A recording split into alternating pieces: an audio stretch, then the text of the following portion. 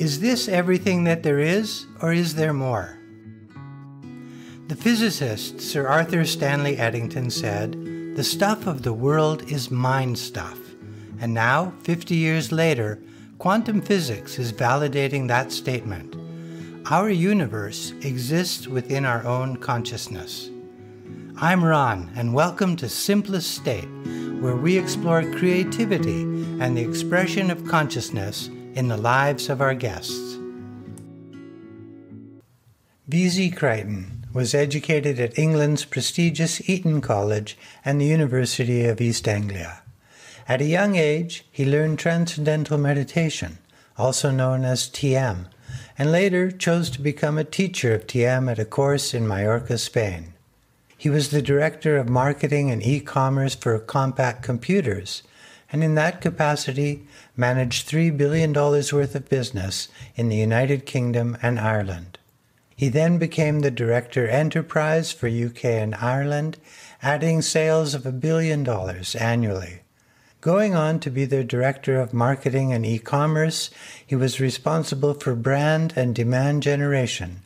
In 1999, he set up the pioneering search engine AltaVista for Europe, building operations in 16 countries across the continent.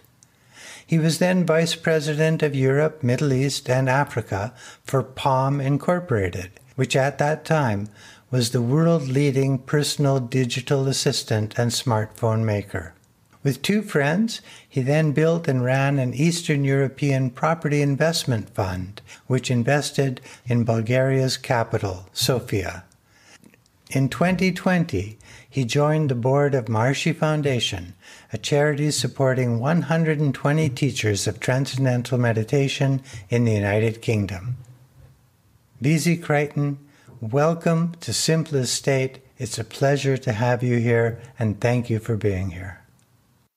Thank you, Ron. Thank you for that introduction. He sounds a very interesting guy that you're talking to. It's a bit strange to hear your own biography read out, but there we are. I'm sure it must be, but you do have a fascinating biography, VZ. Now, you had what we could consider a traditional education. But what was not particularly traditional was quite early on, at about the age of 20, you had decided to learn Transcendental Meditation. And I'm wondering, was there some spiritual element in your upbringing that led you to seek for some technique of self-development? Well, I'd love to say yes, but I'm afraid I can't. It was the 60s, and we had shed the restraints that our parents had and had to have with the war years and all that happened after the war. And we were the first generation, as you know, because you're one of us, who were free to go and explore. My truth of learning to meditate was really much more mundane. I was staying with friends in London, met people who had just come back from a Tibetan retreat center in Scotland called Sammy Ling. And I was so impressed with their silence and peacefulness that when a few days later someone turned up at the flat who was running a meditation center, I said, "Oh, can I come and learn?" And it was as innocent as that. And it happened to be Transcendental Meditation. And I did learn, and it had fantastic effect. So I had no sort of intellectual yearning before learning. It was almost an accident. And I was very impressed with the people at the center, and so would go and, spend time with them and talk about how more people could learn to meditate. And then brought a teacher to my university, and he taught lots of my fellow students. I was up in Norwich, and thus it began. And I was just so impressed with how it changed my view of the world. I found everything lighter and brighter. I found a tremendous inner joy once I started meditating regularly. And so it was really a no-brainer to carry on and meditate regularly and eventually start thinking of would this be something I'd enjoy going on a longer course, maybe even learning how to teach it? So it was all quite natural, a natural unfolding. And then you became a teacher in Spain, and then went on to actually teach Transcendental Meditation to other people? Yeah, so at the time, Maharishi was running courses in Mallorca. That's Maharishi Mahesh Yogi, the founder of Transcendental Meditation. Yeah. So that was, he was training teachers on an island off Spain, quite a big island, Mallorca. And I must have joined a course in about 1970 and was there for 6 months. And at the end, I thought I would love to go off and start teaching. And I thought it'd be fun to teach in America. So Maharishi asked me, what will you do? And I told him. And he said, and your education? And I said, oh, well, no, I haven't finished my university studies. And actually, I had walked out of university in order to train to teach TM. And so he said, it'll be good to finish. So I went back to university, but during my holidays, university holidays, I would go out to wherever he was, in Fuji in Italy, or Laantia in Spain, or Salisbury in Switzerland, wherever he happened to be. And so that's how I got involved in meeting Maharishi, really. And then at the same time, I was running a center in my university town. So someone gave us a house, and we opened a meditation center. 3 of us, TM teachers, Transcendental Meditation teachers, and we would teach all over the area, which was the county is called Norfolk. And we would teach in the town of Norwich, and then in the towns and villages all around Norfolk. So that was a lot of fun, and we taught hundreds and hundreds of people, which was, great joy. What were the rewards that you felt you gained in teaching meditation to others? Well, they weren't financial.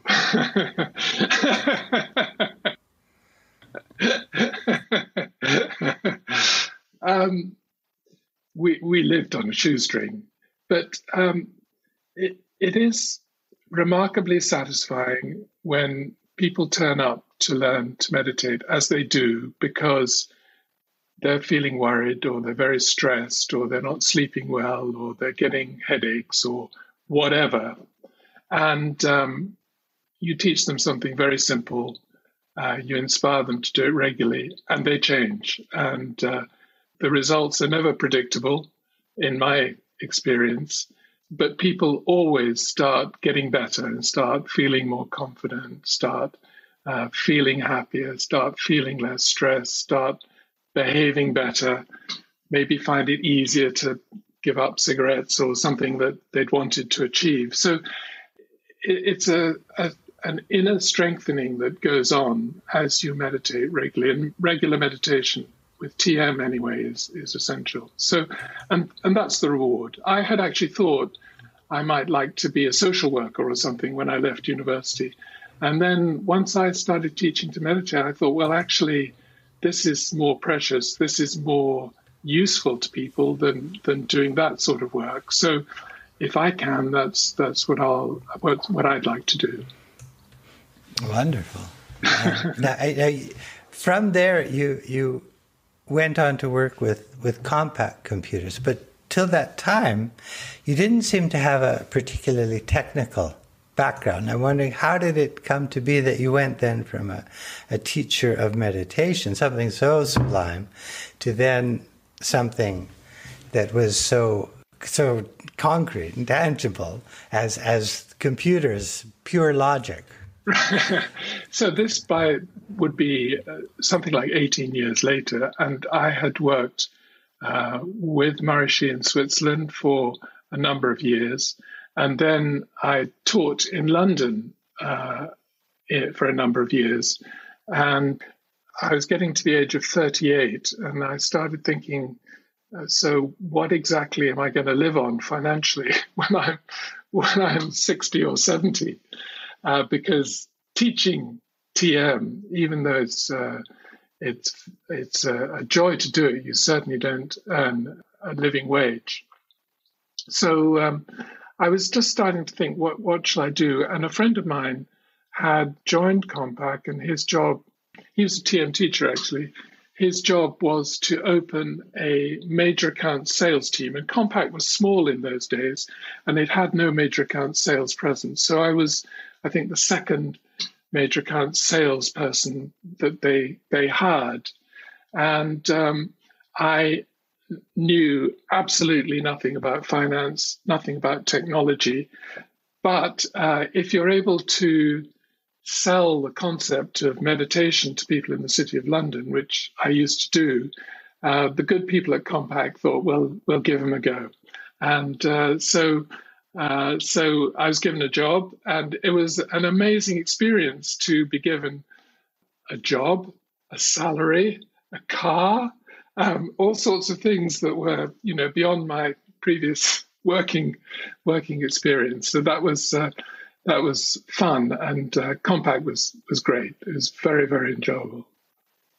But must have been very challenging at the same time, because you're not only entering the business world for the first time, but you're going into a field that you're not really very familiar with. Yeah, well, it was and it wasn't. I got tremendous support of nature, and this is something that often people who do TM talk about, that life starts becoming easier. So as an example, they said to me, look, we would like you, VZ, to go and sell our computers to big banks. And they had no presence. Compaq had no presence in the big banks. So the biggest one at the time that I was asked to go and deal with was called the Halifax, which is it's called a building society, but it's essentially a bank. They had of the order of 700 branches around the UK, but they were very, very secretive, and they would not meet representatives of computer firms. They decided everything they wanted to do, and just sent for equipment to test it. But someone said to me, "Oh, by the way, they're testing your machines at the moment, and they say it's very slow." And I'd only been there a week and knew absolutely nothing. But I just said, and I have no idea where this came from, tell them that Compaq thinks they've got the clock speed turned down. And amazingly, they had. And they were so impressed that we could deduce this over the phone from a great distance that they invited me up there. And the long and the short of it is that they've probably spent, since then, it was about 1989 or 1990, they probably spent of the order of $20 million a year with Compaq and then HP. I think they still buy HP because everything they buy is from us. And I had that sort of great good fortune. So I was lucky enough to be able to make up for zero knowledge with a lot of good luck. So this comment you made about their clock speed, that is something you attribute to what you referred to as supportive nature? Well, who knows what it is, but I suspect you're the same, that in my life, I've had good things happen without obvious causes, almost like magic, most of the time. I mean, the mundane example is you drive into town and you can barely move, and there are certainly no parking spaces, but you're the guy for whom a parking space turns up, just where you need it. It's that sort of thing just happens to me so much, and it happens the longer I meditate, the better my experience is, the more it happens. And from Compaq, VZ, you went on to work with Palm computers. Yeah. Alta Vista at first, and then Palm. What were those transitions? What brought them about? So Compaq, we became, when I started, the sales team could sit around a dining room table. There were so few of us. But by the time I finished, I was running major accounts at one stage. We had 150 people in that team. But the company as a whole was just a few hundred. And we had bought globally digital equipment, DEC, which is a huge company. It was of the order in the UK of something like, I'm guessing, about 20 times the size in terms of number of people. And to go from a very entrepreneurial environment where you know everybody, you can make anything happen, into a pretty big company, it was much less interesting to me. It's a different skill to operate in a big company environment. So when we bought DEC in Houston, where Compaq was based, one of my friends found amongst the things that he was responsible for was this search engine called AltaVista. And it was sort of in a back office somewhere in digital equipment. And he thought, crikey, that's an internet search engine. I bet we could do something with that.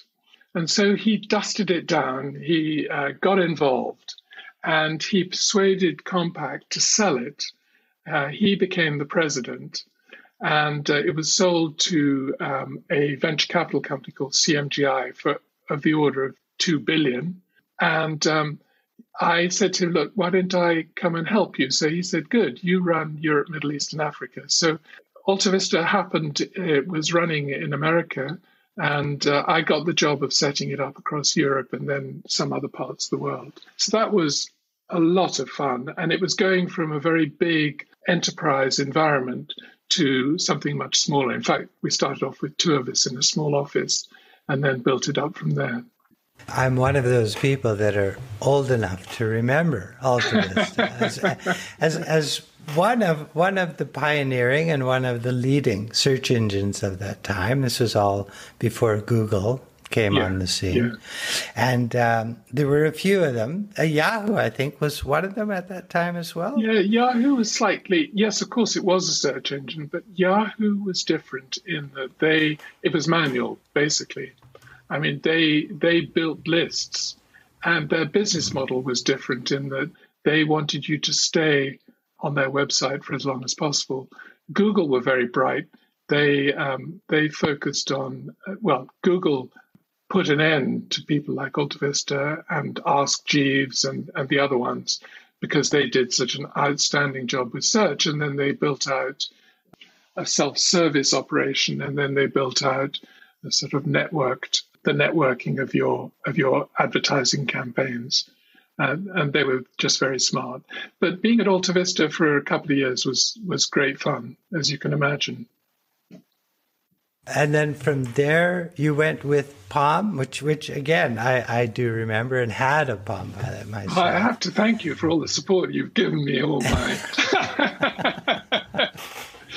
So Palm was slightly different in that it was also a small company, always, and they had a particular problem in Europe in that they were doing well in America, but the European operation had become a bit dysfunctional. People were not motivated and all that sort of thing. So it was a different job, and it was really getting the European countries, they all, France, Germany, Switzerland, there were Palm operations in all these countries, getting them properly staffed and motivated and doing well. And it was huge fun. It was very interesting. So I would spend a lot of time in Silicon Valley and then was based in the UK and traveled ceaselessly around Europe for Palm. I remember I really liked my Palm.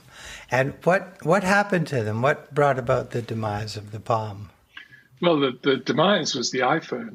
So Palm had a really great personal digital assistant, PDA, the Palm Pilot, which you had. And then it built an excellent smartphone. It was called a Trio. But essentially, Apple came up with something infinitely better and marketed it so well. So your question was what happened to Palm. They had built, after my time, they'd built a very good operating system. I think it was called WebOS. And the whole thing was sold amazingly to HP, who then ditched it. And I've no idea how much they paid, say, I don't know, maybe $2 billion. I've no idea. But it's an extraordinary thing to me because HP could have been the third player alongside the Apple iOS operating system, the Android operating system, the Palm with the Palm operating system with HP's backing could have been a third player, and I think the smartphone ecosystem might have been a lot more competitive and a lot more interesting than it now is as a sort of two-horse race. And of course, it's such an enormous business now. I think it's 50% of Apple's revenues. And I believe Samsung has a larger market share still. Is that right? Probably, yes. I think Samsung still make money, but Apple makes a lot of money. They have very high margins. Most people on Android don't make so much money. And of course, Google is not in it for the hardware revenues.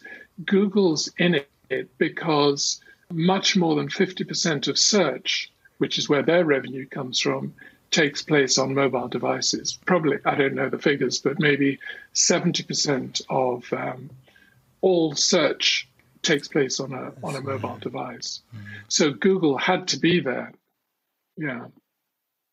I'm actually going to ask you a question now, inspired by this whole discussion that I wasn't planning to ask, but I am curious to know, with all the recent events, what are your thoughts on Facebook and their social responsibility in that context? I don't know enough to comment intelligently, but I think Facebook is trying not to take responsibility for what appears on its platform. Whereas a newspaper or a publisher, someone who writes a book, if you dislike what they've said, you can go after them in court, and you have to be responsible as the publisher for what you've printed. Facebook is finding it convenient, which it is to them, not to have to take responsibility for what's there. And I know they do employ tens of thousands of people trying to moderate the forums and things, but it's not good enough, in my humble opinion. They're making enormous amounts of money. I think Mark Zuckerberg is worth, I don't know, north of 50 billion, 60 billion. They're making huge, huge amounts of money. They have a responsibility, in my sort of ignorant way of thinking about things, they have a responsibility for what appears on their platform. Your ignorant way of thinking about it is about a million times more informed than all the rest of us. I want to go back a little bit to the pre-technical days, because after you became a teacher, and this era fascinates me, you spent quite a bit of time working directly with Maharishi Mahesh Yogi in Switzerland. And I wonder if you could, I mean, that's such a unique and special opportunity to work with such a inspired spiritual teacher, someone who's created a very successful worldwide organization to bring upliftment and provide this technique for the benefit of others. What can you tell us about the period that you spent there working with Maharishi? Well, he was a saint, and you could feel it. I don't know if ever you've been to a cathedral or a temple or something, you feel, or been with some really great person, male or female, you can feel a sort of sanctity and a clarity and a joy in the presence in such a temple or such a cathedral or with such a person. With Maharishi, he absolutely radiated it. You walked into the room and you just felt completely uplifted and expanded wherever you were with him, whatever the time of day or night. And the whole room would be just erupting with joy and laughter and happiness. It was very tangible. So I was particularly lucky because I was able to write. I was good with words, and Maharishi loved writing. So for me, it started one day he was going through various letters in a big group, various letters and telexes and faxes, not faxes, letters that had come in. And he was just wanting to find the words to answer things. And I was able to come up with words and finish his sentences. And he would write a lot, and he would ask me sometimes, amongst other people, to write for him and with him. And because he liked to write when he was traveling between courses or between countries, you would often go with him. And because when he was writing, phone calls would come in from people wanting answers about things, or he would start thinking of things he wanted to be achieved. As one of the writers, you'd end up with other responsibilities as well. And so gradually, my life in Switzerland got filled with all these fascinating experiences and responsibilities around Maharishi, all to do with his mission, which was simply to teach lots of people to meditate, and in order that they could enjoy the benefits. So it was a great privilege, and I was there 6 years. It's something of the order of 6 years. Just being with him in Switzerland and later France and various other countries, doing the work. And he was extraordinarily energetic. He would start very early in the morning, and he'd be still working very late at night, and accomplishing an extraordinary amount. I'm not sure how many teachers he trained, how many academies were built, how many centers were opened, but it became an enormous organization, all dedicated to bringing greater happiness and enriched consciousness to more people. So yes, great privilege, great privilege. You pinch yourself that you could be so lucky to see that, to be in the presence of a saint. I do remember the first time I saw him was in Kherson in Austria. I'd gone on a course in about 1969, a 1-month course. All I knew at that stage was this was a very precious technique that made me and other people feel enriched and feel more alive and happier and behave better and all that. And I sat in that room transfixed for a month while he explained why it achieved all these effects. And that was really what sold me on wanting to learn to be a teacher and then to become a teacher. And then running off to do all these jobs in technology, they were fascinating in themselves, but they weren't an end at all. My interest was just in paying off my debts from teaching TM and being able to get back to doing it again, because I think it's something very precious, something the world needs, and something that helps a lot of people. In India, it's very much a tradition that when one spends time with a great spiritual teacher, that the knowledge that's imparted from the teacher, the knowledge that's gained by the student, is generally understood to be not so much in terms of formal lessons, but is more or less absorbed by spending time. What is called in India darshan, the sight and presence of an enlightened teacher.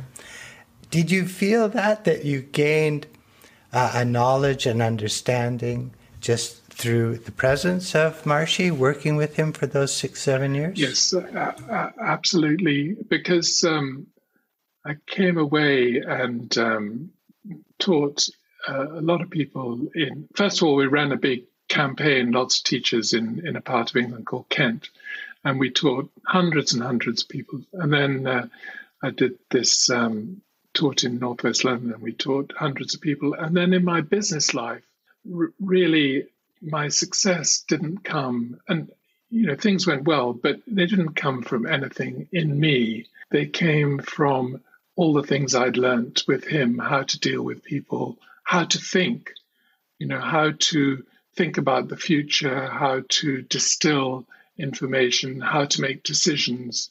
Spending time with Maharishi, you learned all sorts of really important skills: how to get people on your side, how to get support for a project. All that sort of thing became natural. And they certainly weren't part of my upbringing or education. And they absolutely were things that I was fortunate enough to learn working around him. What do you feel was the most important aspect of your education? Was it your time at Eton? Was it your time in East Anglia? Was it the time with Marshy? Was it working with all those very large and successful firms? Where do you feel that you gained the most for yourself? Not in terms of monetary accomplishments, but in terms of your own growth, health, satisfaction? Well, taking them in no particular order, Eton is a famous school, but rightly so. And one of the things that it was founded in 1440, Henry VI. It's boys only. It's a boarding school. And it's been phenomenally successful. For instance, 20 prime ministers of this country were educated at Eton. And so it's had a tremendous output. But one of the great things about Eton is it teaches you how to lead. Amazingly, the school is pretty much run by the boys in a structured way. And from a very early age, you learn how to lead. And that was a great benefit. So I got a lot out of school. Moving on to the technology world, it was so exciting. The last 30 years, which is the time that I've been fortunate enough to be involved, saw the boom in PCs, it saw the explosion of the internet, and it saw the explosion of smartphones. And, in a tiny way, I was a party to those various huge movements. And it was just so thrilling to be in amongst that and have a sense of what was going on and what the future was going to look like. So I love that. But those benefits pale into insignificance compared to the knowledge and experience of the growth of consciousness, which is what one learnt with Maharishi. And if it's possible in your life to refine your level of consciousness, then that's the most precious thing one could have. And that's all down to his knowledge and his guidance for all of us who are able to learn to meditate and become teachers and all that. Now, this is not a gotcha interview, and I don't mean to ask difficult questions. Here we go. Why do you say that? Why do you say that the development of consciousness would take precedent in importance in your life over all other aspects of your rather impressive life history? Well, it's very kind of you to say it's impressive, but consciousness is all we are. And if you're narrow in your mind and moody and disruptive to other people and limited in your behavior and doing damage to your neighborhood and your environment, you're not much of a joy to yourself or to the people around you. If it's possible to turn that on its head and grow in inner strength and wisdom and inner joy and expanded awareness, and love and happiness, you become more of a joy to yourself and to the people around you. So it is, to my way of thinking, by far the most precious gift one could receive. So that's why I place it up there. Did you get me? Well said. Yes. And the reason I'm asking is in the introduction to my podcast, I quote Sir Arthur Eddington, who said, "The stuff of the world is mind stuff." And Einstein, of course, has said many similar things. And quantum physics is verifying the actuality that, in fact, the universe exists on a very, very unmanifest level, a virtual level. And consciousness is the primordial stuff of the universe. Right. And I want to know, what did you think? That's very well put. And I wish I understood physics. It just passes me by. It's a bit like mathematics. It just, goes over my head. But I had heard that before, that physicists are starting to feel that consciousness, or something that sounds remarkably similar in its definition, or the unified field, might be the basis of all creation. It certainly feels like that when you meditate and when you transcend, you start to feel more and more in tune with all of creation. It's a gradual process, but one could imagine an end point when you do become totally integrated with the underlying basis of all manifest creation, a feeling of being complete, which is what I imagine an Indian would claim would be the definition of a saint, an enlightened person.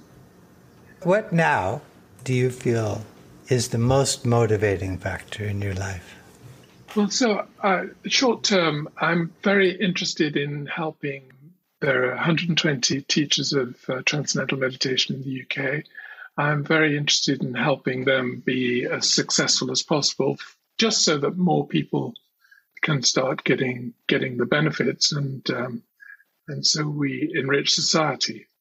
But long term, I have to say I'm very interested in becoming more of a recluse, and I'm getting on now, and really focusing on my own growth of consciousness.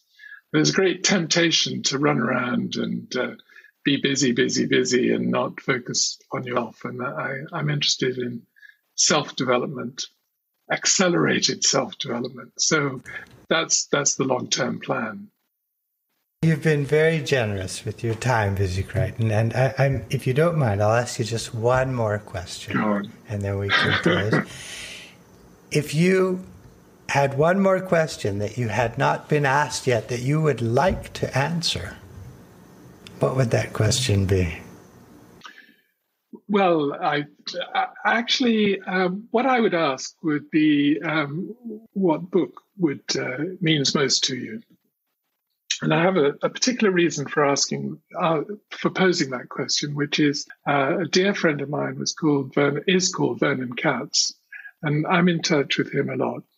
And Vernon worked with Maharishi all through the 60s. He met him, I think, in about 1960, 1961, and he worked on Maharishi's commentary on the Bhagavad Gita. Vernon had studied Sanskrit at Oxford, and is quite a scholar. And I think he has a PhD, actually, in Sanskrit. And he continued to work, and I was lucky enough to work with Vernon a lot in the early 70s around Maharishi. And we became good friends, and we still are good friends. But the book that really interests me is he wrote, over many years, he did a commentary on the Brahma Sutras with Maharishi. And he wrote a book really of Maharishi's commentaries. It's in 2 volumes, and I particularly like volume 1. So of all the books that I read quite a lot, of all the books that are precious to me, that one is the most precious. Vernon Katz, Maharishi's commentary on the Brahma Sutras, volume 1. I think I've probably read it about 9 times, maybe even 10 now. And I would really recommend for anyone who's deeply interested in this world, have a go. Where is that book available? Is it usual retail and Amazon? Yes, I think so.